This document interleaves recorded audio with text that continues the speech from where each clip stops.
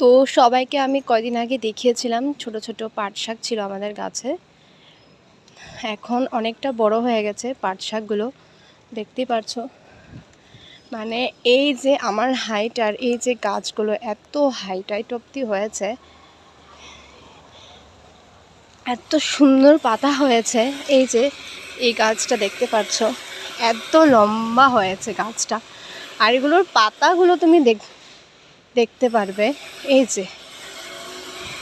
যে পাতা, এত বড় সাইজের পাতা হয়েছে, মানে এত সুন্দর। এই যে এত বড় বড় পাতা, মানে এই যে এত সুন্দর হয়েছে। তো আমি এখানে আজকে অল্পটুক পাট শাক এখানে পেরেছি, এই যে ঘরে খাওয়ার জন্য, আর কয়জনকে দেব।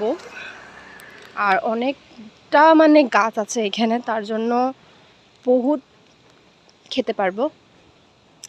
আর এখানে আছে, এটা হলো মালভোগ কলার চারা লাগানো হয়েছে। আর তার পাশে এই যে এই গাছটা, কলা গাছটা আছে হলো, এটা হলো জাহাজি কলা, আই থিঙ্ক, আমার সঠিক মনে পড়ছে না। ঠিক আছে। আর এখানে অল্পটুক জায়গাটার মধ্যে আমরা মানে অল্প অল্প করে কিছু না কিছু একটু লাগিয়েছি, কারণ গুয়াহাটি শহরে থাকতে গেলে উইদাউট ফার্টিলাইজার্স কিছু খাওয়া অ্যান্ড বহুত আজকাল রেয়ার হয়ে গেছে।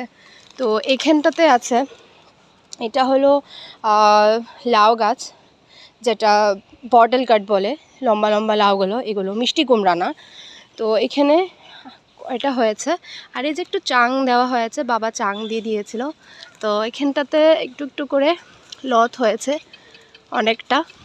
তো এখান থেকে এখনও খাওয়া হয়নি, একবারই খাওয়া হয়েছে। আর তার সাথে এখনও কলি আসেনি, লাউটাও এখনও কলি ফুল টুল আসেনি। তার সাথে এখানে একটা ছোট্ট গাছ আছে পুঁই শাকের, যেটা এখান থেকেই উঠবে।